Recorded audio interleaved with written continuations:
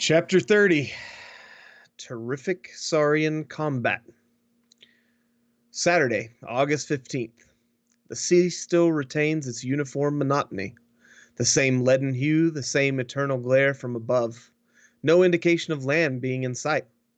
The horizon appears to retreat before us more and more as we advance. My head, still dull and heavy from the effects of my extraordinary dream, which I cannot as yet banish from my mind. The professor, who has not dreamed, is, however, in one of his morose and unaccountable humors. Spends his time in scanning the horizon at every point of the compass. His telescope is raised every moment to his eyes, and when he finds nothing to give any clue to our whereabouts, he assumes a Napoleonic attitude and walks anxiously. I remarked that my uncle, the professor, had a strong tendency to resume his old, impatient character, and I could not but make a note of his disagreeable circumstance in my journal. I saw clearly that it required all the influence of my danger and suffering to extract from him one scintillation of human feeling. Now that I was quite recovered, his original nature had conquered and obtained the upper hand. And after all, what had he to be angry and annoyed about, now more than at any other time? Was not the journey being accomplished under the most favorable circumstances? Was not the raft progressing with the most marvelous rapidity? What, then, could be the matter? After one or two preliminary hymns, I determined to inquire. "You seem uneasy, uncle," said I, when for about the 100th time he put down his telescope and walked up and down, muttering to himself. "No, I am not uneasy," he replied, in a dry, harsh tone. "By no means." "Perhaps I should have said impatient," I replied, softening the force of my remark. Enough to make me so, I think." "And yet we are advancing at a rate seldom attained by a raft," I remarked. "What's the matter?" cried my uncle. "I am not vexed at the rate we go at, but I am annoyed to find the sea so much faster than I expected." I then recollected that the professor, before our departure, had estimated the length of this subterranean ocean as at most about 30 leagues. Now we had traveled at least over thrice that distance without discovering any trace of the distant shore. I began to understand my uncle's anger. "We are not going down," suddenly exclaimed the professor. "We are not progressing with our great discoveries. All this is utter loss of time. After all, I did not come from home to undertake a party of pleasure. This voyage on a raft over a pond annoys and wearies me."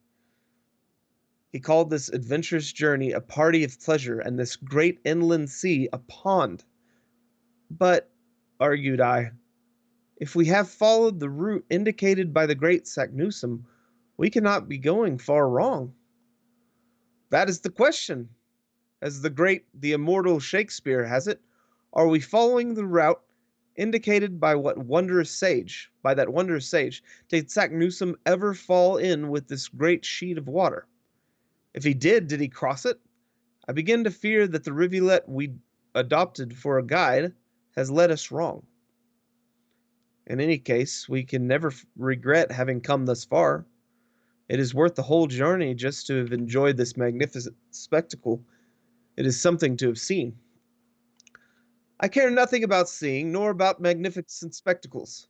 I came down into the interior of the earth with an object, and that object I mean to attain. Don't talk to me about admiring scenery, or any other sentimental trash." After this I thought it well to hold my tongue, and allow the professor to bite his lips until blood came, without further remark. At 6 o'clock in the evening, our matter-of-fact guide, Hans, asked for his weekly salary, and receiving his 3 rix dollars, put them carefully in his pocket.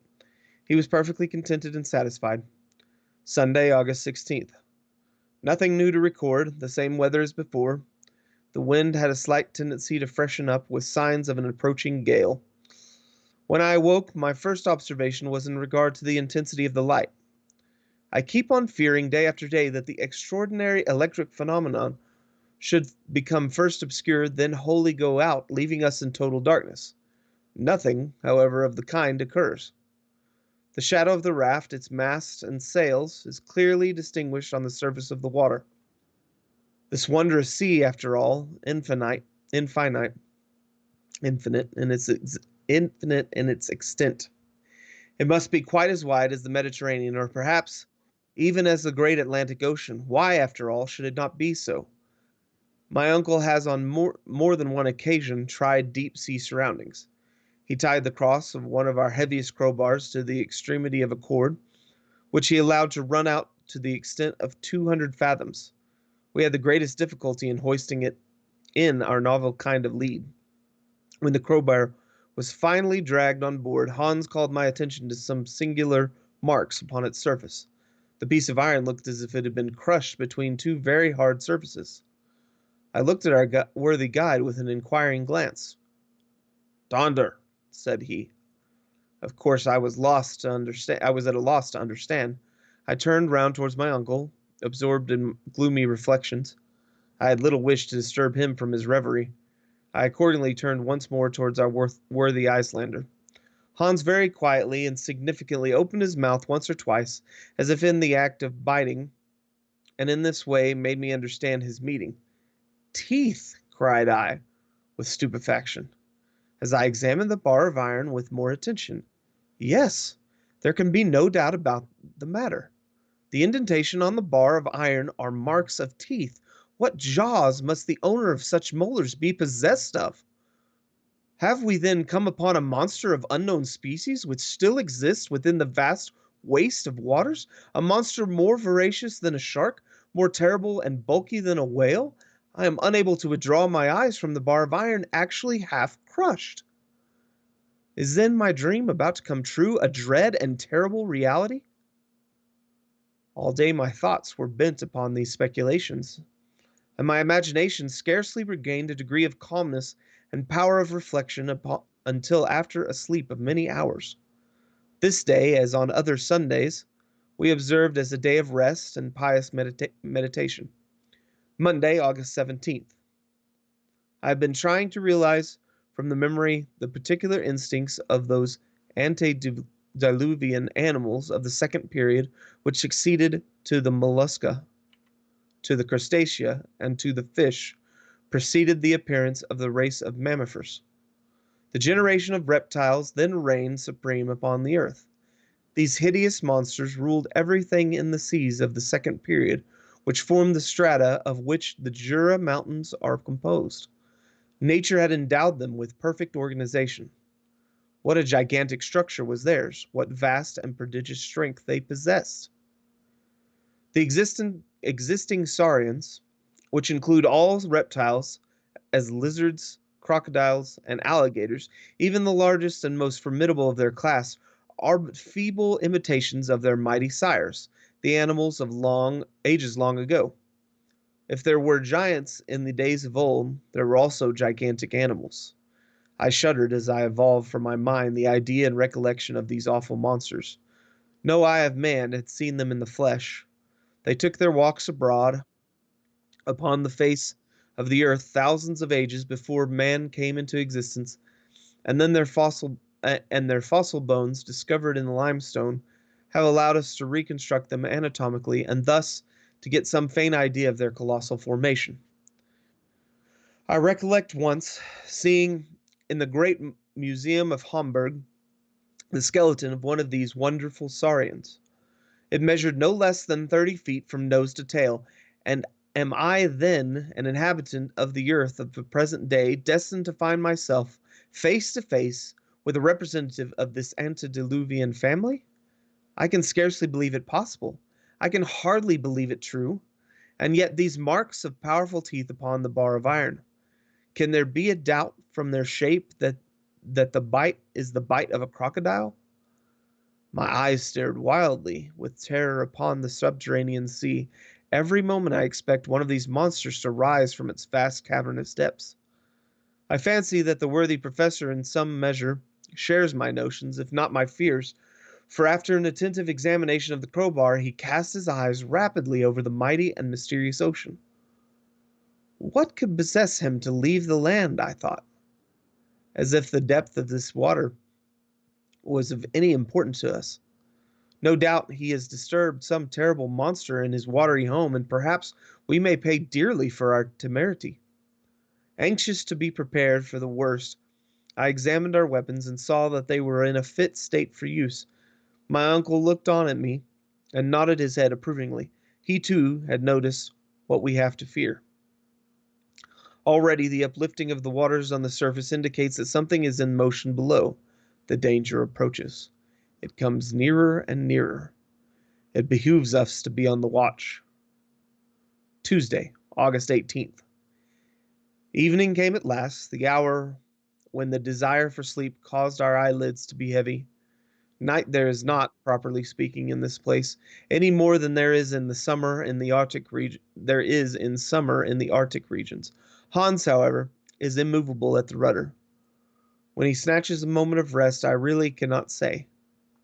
I take advantage of his vigilance to take some little repose. But 2 hours after I was awakened from a heavy sleep by an awful shock. The raft appeared to have struck upon a sunken rock. It was lifted right out of the water by some wondrous and mysterious power, and then started off 20 fathoms distance. Eh?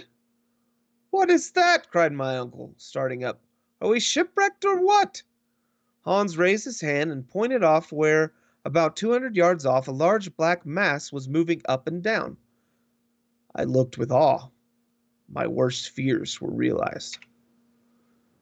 It is a colossal monster, I cried, clasping my hands. Yes, cried the agitated professor, and there yonder is a huge sea lizard of terrible size and shape. And farther on, behold a prodigious crocodile. Look at his hideous jaws and that row of monstrous teeth. Ha! He has gone.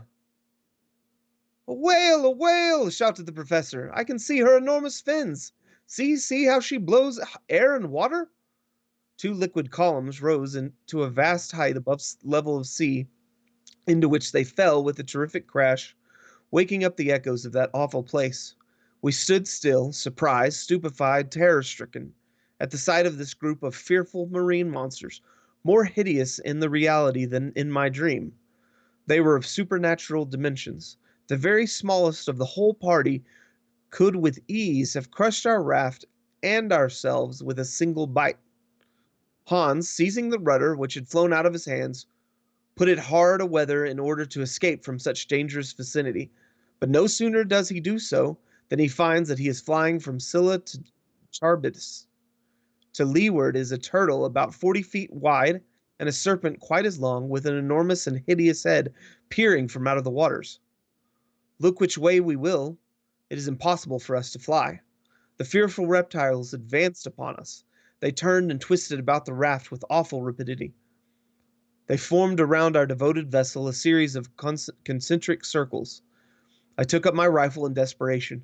But what effect can a rifle ball produce upon armor scales with which the bodies of this horrid monsters are covered?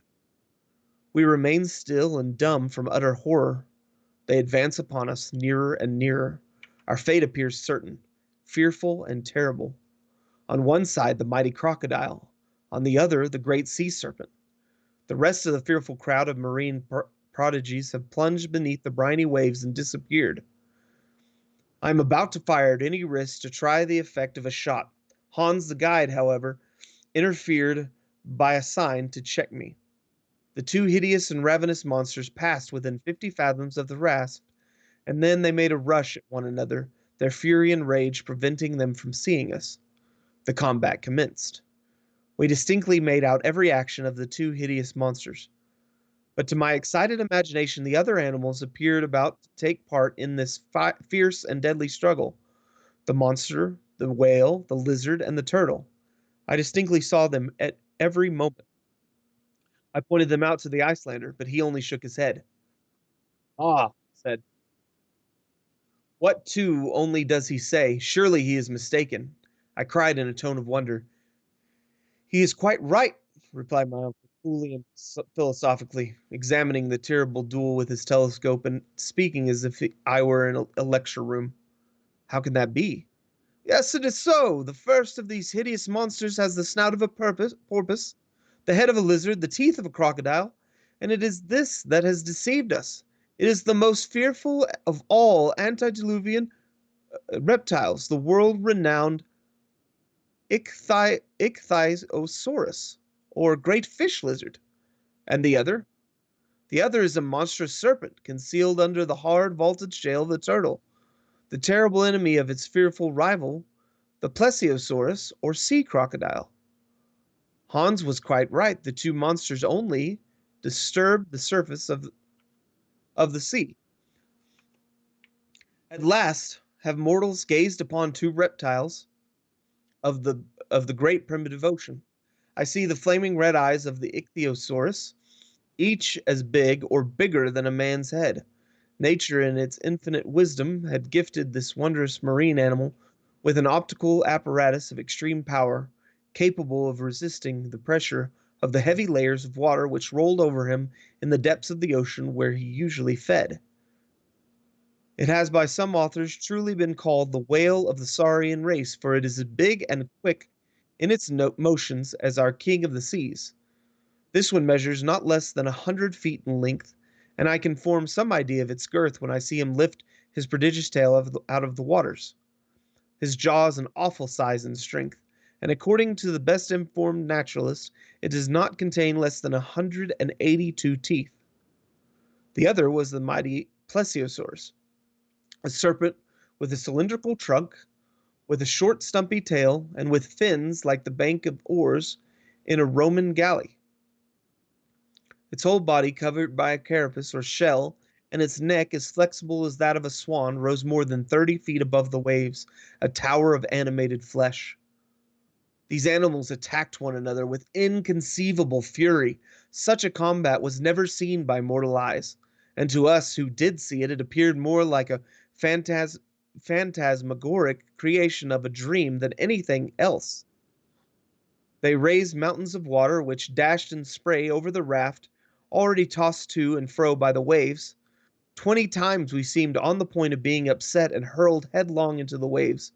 Hideous hisses appeared to shake the gloomy granite roof of that mighty cavern, hisses which carried terror to our hearts. The awful combatants held each other in a tight embrace. I could not make out one from the other, still the combat could not last forever, and woe unto us whichsoever became the victor. 1 hour, 2 hours, 3 hours passed away without any decisive result. The struggle continued with the same deadly tenacity, but without apparent result. The deadly opponents now drew away from the raft. Once or twice we fancied that they were about to leave us altogether, but instead of that, they came nearer and nearer. We crouched on the raft, ready to fire at them at a moment's notice, poor as the prospect of hunting or terrifying them was. Still, we were determined not to perish without a struggle. Suddenly, the Ichthyosaurus and the Plesiosaurus disappeared beneath the waves, leaving behind them a maelstrom in the midst of the sea. We were nearly drawn down by the indraft of water. Several minutes elapsed before anything was seen again. Was this wonderful combat to end in the depths of the ocean? Was the last act of this terrible drama to take place without spectators? It was impossible for us to say. Suddenly, at no great distance from us, an enormous mass rises out of the waters, the head of the great Plesiosaurus. The terrible monster is now wounded unto death. I can see nothing now of his enormous body. All that could be distinguished was his serpent-like neck, which twisted and curled in all the agonies of death. Now he struck the waters with it as if it had been a gigantic whip, and then again wriggled like a worm cut in two. The water was spurted up in great distance in all directions. A great portion of it swept over our raft and nearly blinded us. But soon the end of the beast approached nearer and nearer, his movements slackened visibly, his contortions almost ceased, and at last the body of the mighty snake lay an inert, dead mass on the surface of the now calm and placid waters. As for the Ichthyosaurus, has he gone down to his mighty cavern under the sea to rest, or will he reappear to destroy us? This question remained unanswered, and we had breathing time. There you go. Yeah, there you go indeed. Ichthyosaurus. Yeah, Got some Ichthyosaurus. pictures of these. Ichthyosaurus. Yeah, I put a couple articles with to each of them to put with some. They have some different pictures of the fossils and then some artists rendering